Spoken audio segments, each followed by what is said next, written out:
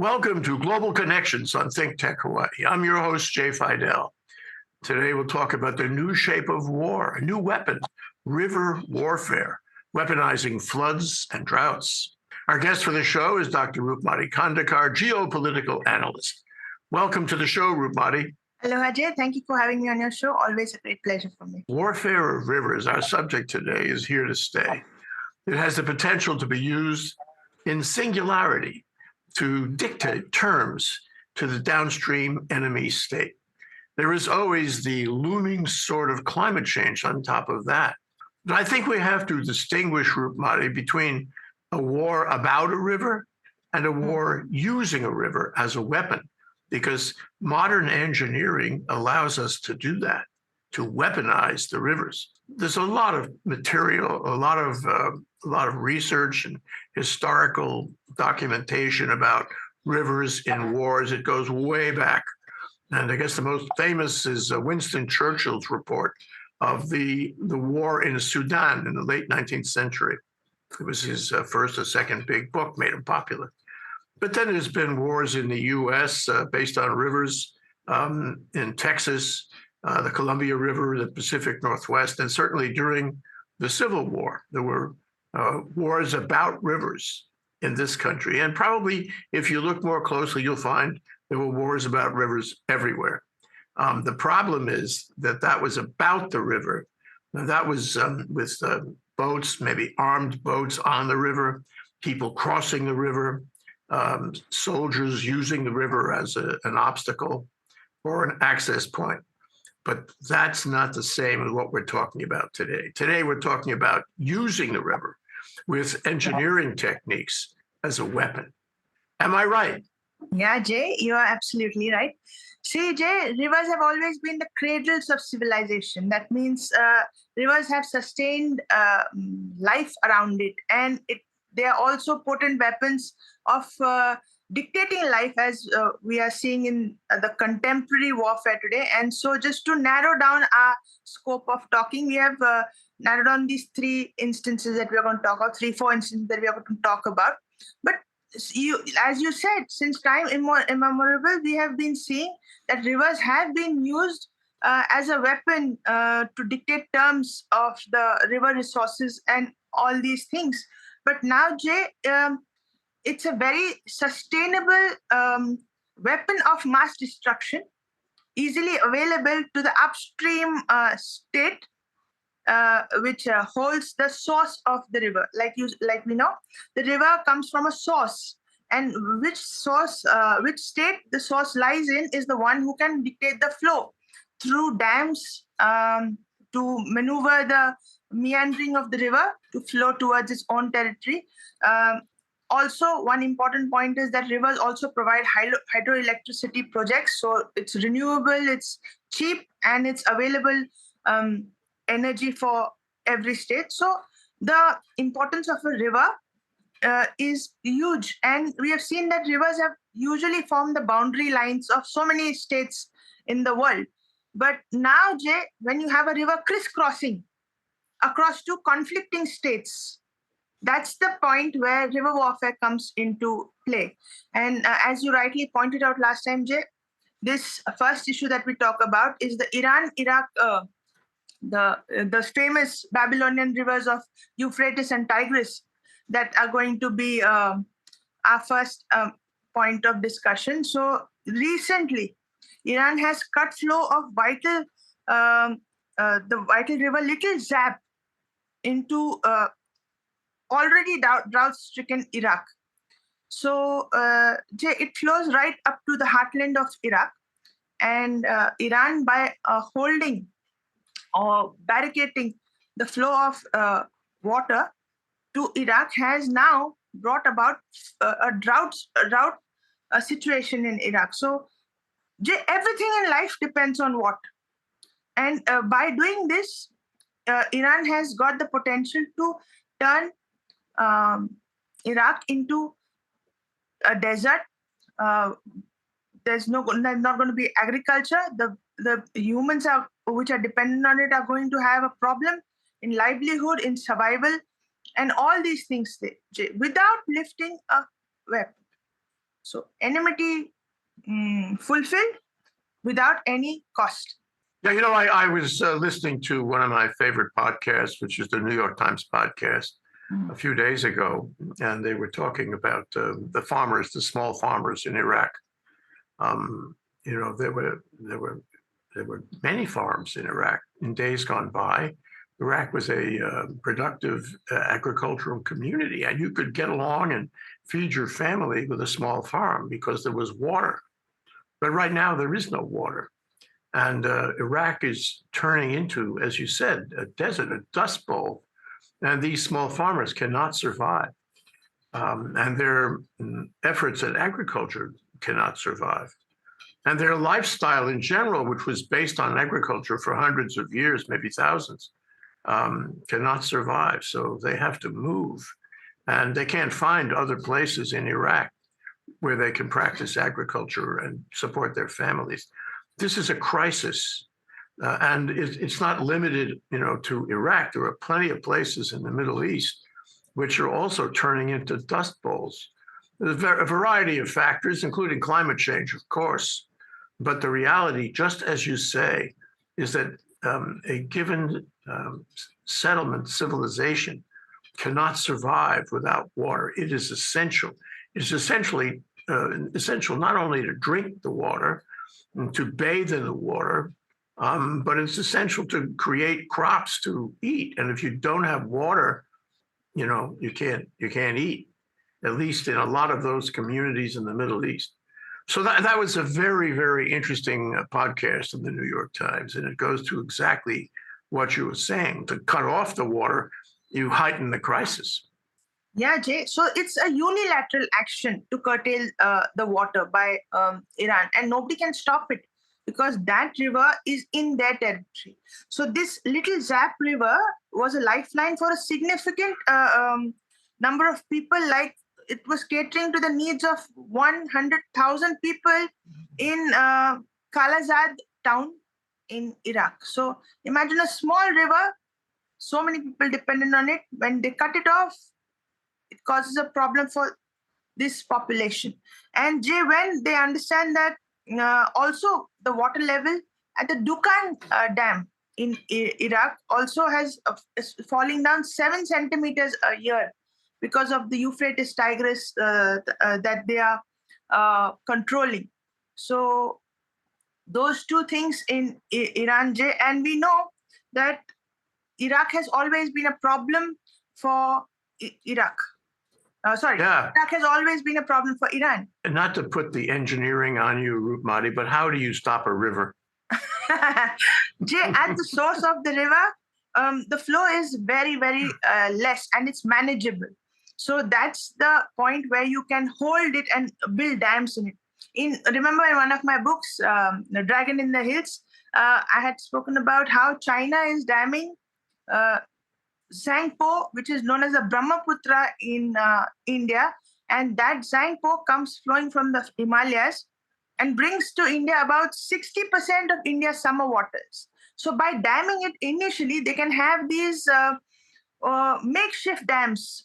You don't need heavy duty projects for that. You need a lighter project. The flow is not that very heavy. Once it starts getting the tributaries and moving downstream and collecting the waters of the snow, the underground resources, it becomes mightier as it flows. So the upstream part of it is easier to control. Is it a zero-sum game? In other words, if I dam the river upstream so that the nation below doesn't get any water, do I have the benefit of more water from my country? And do people, whether it be China or Iran or Turkey for that matter, if they dam the water, do they have a benefit of having more water for themselves? Yeah, Jay, they do, but then that requires a lot of planning, and that requires a lot of when you dam water, it has to be diverted to another place. So you can't just dam a river and expect the water not to flow anywhere. because as a river, it will meander, it will change course and move to another place. And we are talking of these massive rivers which have, like we said, sustained civilizations over eons. So we know that the power of these to find another way, if you dam it, is very easy for them. They have a life of their own, exactly. They have a course to follow. If you don't divert it to the right connections, they are going to bring floods in your own area. So lots of planning is required in this. Yeah, and it's fine. There's probably a line there somewhere, because sometimes the upstream nation wants the water. They want to use it for their own development, their own agriculture, their own purposes, and I can understand that. And then, and this happened in the U.S. It happened with many rivers it still happens. There's still arguments over who gets the water in a given river, where the water actually could go to a number of jurisdictions, a number of states and communities, and they argue about it. There's all kinds of laws and regulations in the U.S. about who gets the water. And in fact, in the West, there are a lot of places that don't get enough water for one reason or another, and it's unsettled. It needs reform, in my opinion. So, for example, in Winston Churchill's book about the Sudan, it's the Nile. It's the Blue Nile and the White Nile, as I remember, which is very important in our time, because Ethiopia is building this huge dam, this huge reservoir within Ethiopia, and it's going to hold back a lot of water, and they'll use it for hydroelectric, and they use it for agriculture. But the fact is that this goes into the Nile. And this is a modern contention right now about Ethiopia. So that, the question, I suppose, is, and there have been threats over it. Egypt is very unhappy about this dam in Ethiopia. So how do you resolve those problems? Now, this is a peaceful experience. Nobody wants to hurt anybody. We're not talking about weaponization. We're just talking about sharing the water that comes from upstream. I don't know if the United Nations gets involved. It probably does.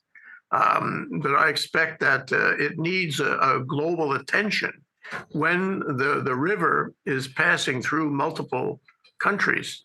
Are you familiar with that? Yeah, Jay, the thing that happens with this, water sharing treaties are formed. And because we don't have a binding agency in the international system, these are easy to break. And a lot of monitoring is required when you agree to a treaty. Suppose now these two countries come together and agree to this treaty, there has to be monitoring that they don't breach it. And when they do breach it, Jay, it happens very suddenly. Suppose there's a dam built, or there is a canal built, and you have lessening. Now, when Iran is reducing the water flow into Iraq, has it hit headlines, media headlines, as the way it should? There's a country which is on the verge of desertification, drought, but nothing comes onto the main media. So imagine a country in Africa, like we have already done one thing on Forgotten Africa, the Forgotten Continent. So this will never hit headlines. And Jay, about river sharing, the current India-Pakistan situation on war, there are 6 Indus and its 5 tributaries, Jay. So there you have 6 mighty rivers which flow from the upstream state is India, and they flow into Pakistan. So Pakistan draws around, physically, India is not allowed to keep only 3 rivers which flow in its territory. They can use it, and they have to allow free flow into Pakistan, while other 3 have to not be touched, and they will give complete movement into Pakistan. So technically, Pakistan has 6 flowing rivers into it.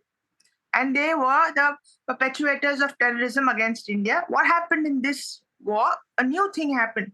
When Modi said blood cannot mix with water, and he breached, or he threw the Indus Water Treaty out of the window, which was formed in 1960 after 9 years of deliberation, 9 or 7 years. So, Jay, he threw it because you can't provide water to a terrorist state. And the Indus Water Treaty had given almost 90% of the 95% of the water going into Pakistan. Now, Pakistan depends on this river system of the Indus.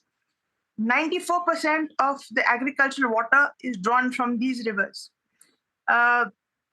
Agriculture already is 25% of the Pakistani economy, and 25% of the exports. So it's going to have a big backlash on its economic system. And Jay, 2/3 of the population of Pakistan depends on this water, potable water, Jay. That is so important. With that's such a big issue in the world today to have potable water. This is Himalayan rivers, mineral water coming in, and 1/5 of its energy is taken from hydroelectricity from these rivers. So you see the impact of this terrorism war when Modi has cut it, that he cannot supply water to a state which is drawing blood from our country. So he stops this, and he has built canals, tunnels to give this water to our own states which are which needed Rajasthan, Gujarat, Uttar Pradesh, Haryana. These are the states which will benefit from these rivers, which we were allowing to free flow into another country.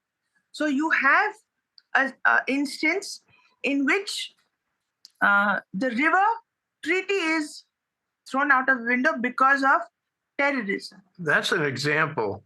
The India-Pakistan action by Modi to stop the rivers, as well as the problem of Iran stopping the rivers to Iraq, those are intentional moves. Those are warfare moves, because the country on the top has the power to cut the water off, and if you cut the water off, that is a huge detriment, a huge weapon against the country, the downstream country. Their agriculture, and as I said before, you can't have a society without water. You can't have it, and potable water, as you say.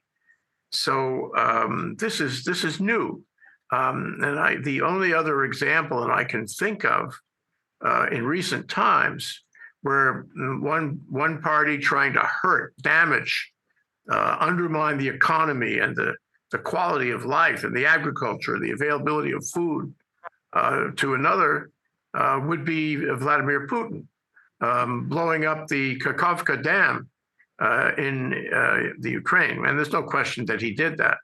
And of course, when the dam was blown up, the water flowed and it inundated the fields, the agricultural fields below. And Ukraine is largely an agricultural country. And, all the infrastructure was destroyed and the fields were destroyed.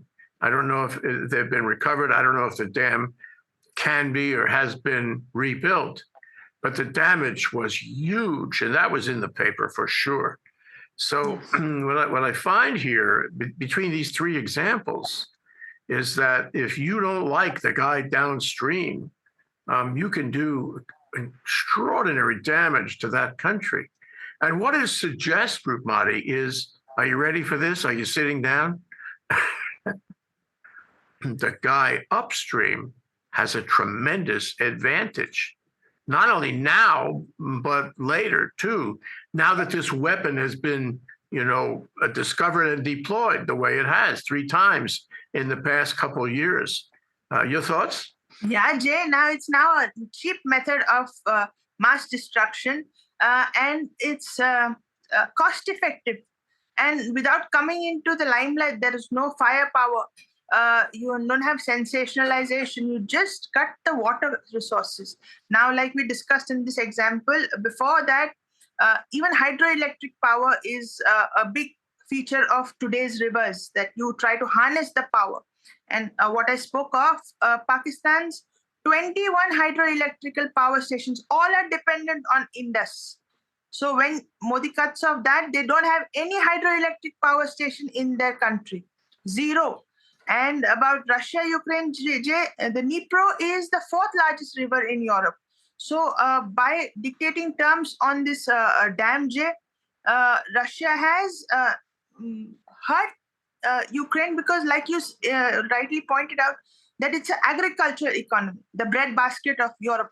So by blowing up this dam, there's a lot of damage done, and it was in retaliation to, I think, his favorite bridge being blown up, wasn't it? So, it is like you can take revenge very easily for what you want without um, powerful impact, least amount of sensationalization. Well, what this suggests, having discovered this kind of weaponization, this technology, if you will, I don't know, the technology may not be the exact right word, but it's the weaponization of these rivers. And realizing that the upstream neighbor has a tremendous advantage, a weapon against the downstream neighbor or neighbors, and then adding to that climate change, because climate change is an accelerator. Climate change is a catalytic effect on this, and it makes it much worse as it is in Iraq, because climate change started to make it a desert, and now this finishes the job. So I guess what I'm asking about is that this is going to repeat itself, or has the possibility of repeating itself wherever there are rivers. And let me add, there are rivers everywhere. The humanity lives by rivers. Rivers are the source of water, fresh water, hopefully clean fresh water, all over the world. So these techniques that have been deployed over the past 2 or 3 years, they could be deployed everywhere. Am I right? True, Jay, true. Now, rivers have moved from being cradles of civilization to being rivers as battlefields, Jay. So you can play out your enmity at this point of time, this center. And Jay, not only state to state or country to country is happening within a state, within a country also. You can have, suppose, one Ukraine. In America, you can have one mini state fighting with the other for the river supremacy, Jay. And like you said, the upstream partner, the upstream nation holds the power to control. That is so true, Jay, because by controlling this, you not only dictate the terms, you also manipulate the terms. So what we spoke about is stopping the flow of water. What about the time when you want to just leave it and cause floods? So the dammed water will go for flooding. So it's got two sides of the coin in the hands of the upstream state. Yeah. And then there's another thing I would like to discuss with you about this. So India blocks the water into Pakistan, has a huge and detrimental effect on Pakistan. And the same thing with Iran and Iraq. And I couldn't speak about what happened in Ukraine because I don't think that story is finished. But one possibility is, gee whiz, India finds that it likes the water. It finds uses for the water. It can improve its own society, its own agriculture, its own industry, and its own quality of life in the areas that it has sluiced the water off to. The alternative areas for using the water. And it says ultimately, gee, I like this water. I'm going to keep this water. This helps me. And Pakistan can take a hike. And I can see Modi doing that. And then the question is, well, Pakistan, through its leadership, comes to Modi and they say, excuse me, Mr. Modi, could we please discuss a renewal of this water treaty? Because we need you. Please, could you talk to us? Can we meet? Can we have a conversation? Can we share some meals and negotiate or renegotiate a water treaty? Who do you think has the leverage in that discussion? So it's not just the damage that is done when the upstream country closes the water down. It's the negotiation of renewing the water where the upstream country has all the power and it can call the shots. Am I right? Yeah, Jay. This water treaty that happened, you've heard through history how India has been battered with terrorism. Different points, wars have been fought.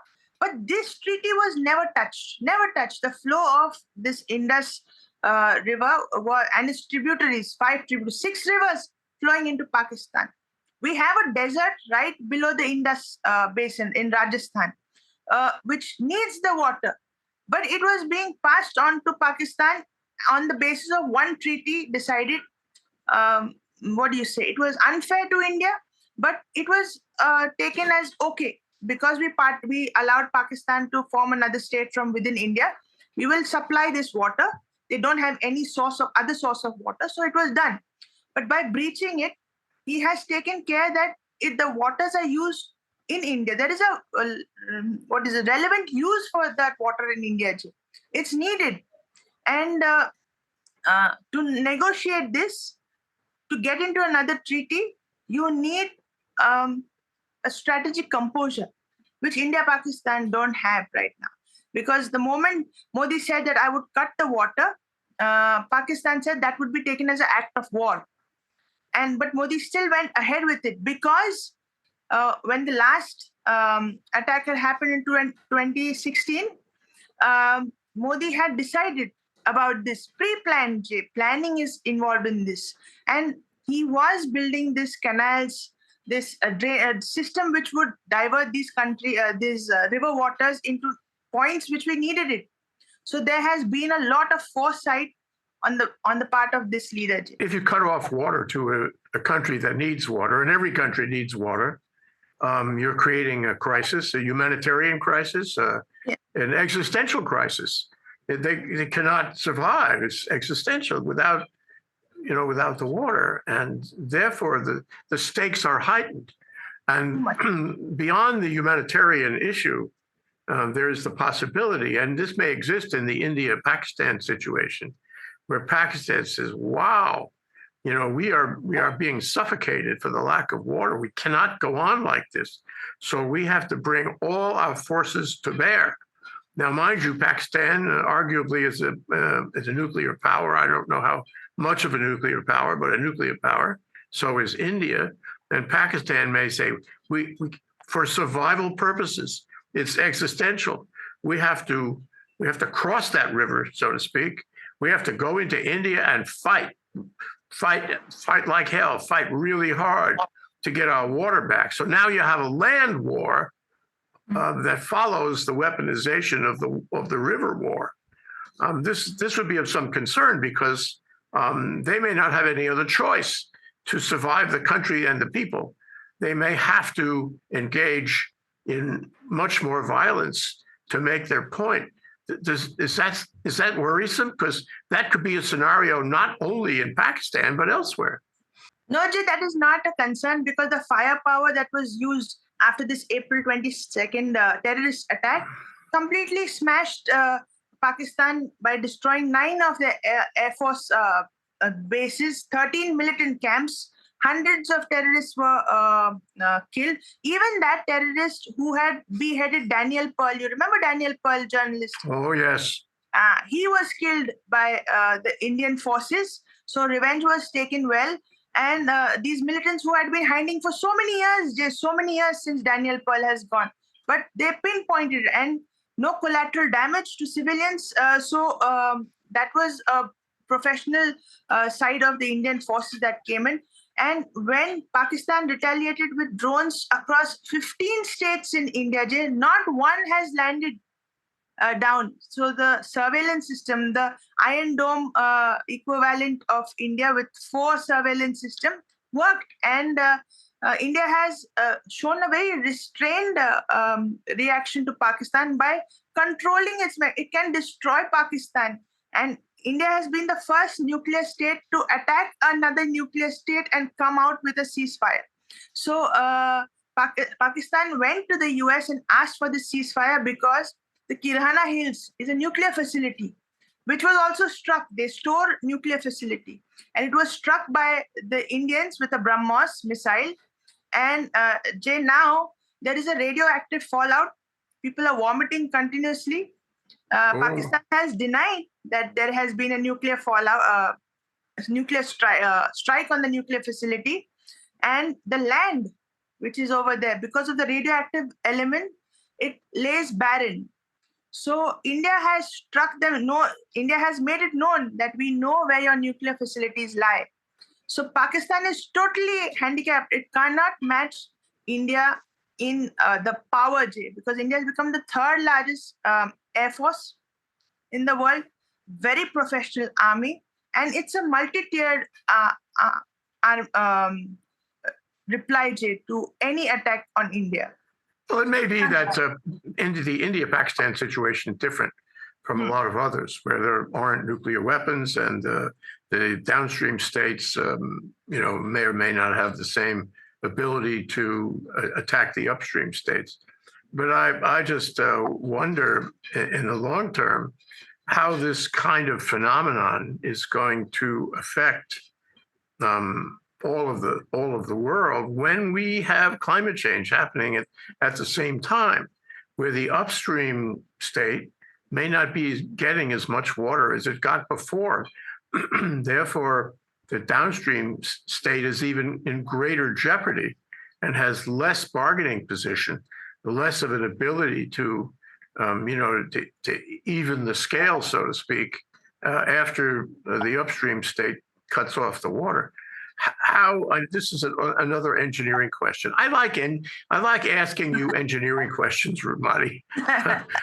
How does climate change affect what we've been talking about? Yeah, Jay. So we know that so many things depend upon a river. A water hole. If you go to sea, you have a water hole and a tiger. They support an ecosystem. Single this. So imagine a river and its ecosystem. They do support a lot of life around it. They support the environment, the terrain around it. And when you change the course of a river, or when you alter the source of a river, so many things get affected. There is a contour in the physical setup, Jay, of the earth. And when you reduce water or you increase water, you bring about so many changes. And we know the river has the power to sculpt its route, or to make a basin, or you have another side that it cuts mountains. So all these things are dependent on the river. And when you have human intervention in nature, it always has its consequences, Jay. So when you alter it, there has to be a lot of planning involved in it. If you just dam it for the sake of it, you're going to bring a malice to your own population too in the future. Not now, maybe in the future. And climate change is not in our hands. It's not stoppable. It's a consequence of the entire human survival, human existence, and it's not going to be stopped because nobody is contributing as much as they should. So glaciers are melting, water is increasing, river sea levels are rising. So when sea levels rise, the flow of water, the underground sources, all of them increase. So all these things, Jay, they add up. And when you add, now there's a dam being built in China, $320 billion, one of the most expensive. It is slowing down the Earth's rotation and increasing the Earth's day by 0.06%. So seconds. So imagine that the one dam will have that much of an effect on the Earth's rotation. That's huge. Well, and the reservoir, the dam in Ethiopia is also huge. So these do have a what do you want to call it, a geoengineering effect on the planet. But you mentioned that water is rising, sea level is rising. Now, right now, in order to do convert seawater to freshwater is very, very expensive. And San Diego, California, they decided they needed that, and it cost them billions and billions to put in a plant for that conversion. So right now, the technology for converting seawater to freshwater is really not perfected, but one day it might be. And so a downstream country that has been cut off of its river water, if it had the ability to do cheaper conversion of seawater, then that might even the playing field, don't you think? I mean, I don't think we're very close to that now, but there's a possibility in the future, right? Yeah, Jay. In all the three examples that we took, all three of them were the economically lower countries as compared to their opponents. And like you said, desalinization requires a lot of cost-effective inputs, and that is not available wholesale whole scale right now. And Jay, we have so many issues of cleaning the rivers right now, and when these points of desalination of the ocean water, um, you will increase the water resources within. You can't, there is so much of, there is a certain scale, the balance, how much saline water, it determines the flow of the non-saline rivers into the oceans. That is by osmosis it moves from higher this to a lower, from a lower solubility to a higher solubility. So the flow of river is determined by the salt content. So Jay, when you have desalinization plants set up, you will reduce the dependence, but then how much can you provide? It'll be just not enough for agriculture. You need it for, rivers are really sustaining life, Jay. As you, like you said, everything in life depends on that. So when you don't have it, it doesn't work that much. No, yeah. All right, one last question for you, Roopmati. This whole discussion suggests that we need a global framework to resolve these water issues, water access issues, and the freedom of a river, to go to meander, your term, to meander where it will. We don't have that. I don't think the United Nations is very effective in general. I don't think it's very effective in this area either. But would you agree with me that going forward, if we are to preserve, call it the peace, if we are to preserve quality of life in all these places that are dependent on upstream water, we really need some agency, some authority, some collaborative arrangement where we can resolve these disputes, and deployment of weaponized rivers in a way, in an equitable way. But we don't have that. So do you agree with me that we really need to have it? And assuming we do have it, who does it? Yeah, JC, we really need that, because see, the World Bank was the facilitator for the Indus Treaty, and Iran, I don't think, is a good negotiating partner when you can get a person to come. They will say it's within our house. What we want to do with our resource, we will decide. So we don't have that liberty with them. And to have a overall governing body for water treaties, Jay, water sharing, it's such a massive resource. And that being used as warfare is the trouble, Jay, because you can't measure the river waters. It's millions of cubic tons of water. You don't liters of water. You don't know which how many lives are dependent on it. We are talking of direct employment through agriculture, indirect employment, so many industries are dependent on rivers, Jay. Chemical industries. There is a issue of how rivers can also be used. If you pollute the river and it flows into a country, you can even damage that country through this poisonous endeavor of yours. So it's got a lot of potential, and because it's being used in warfare, we have an issue. And governing body, Jay, we really in the world lacks a world governing body on every issue. Rivers is just another issue. Absolutely. Well, we don't have time to go any further on this, although it's worth further discussion. But after this show, Roopmati, I'm going to have lunch, and when I have lunch, I'm going to have a glass of water.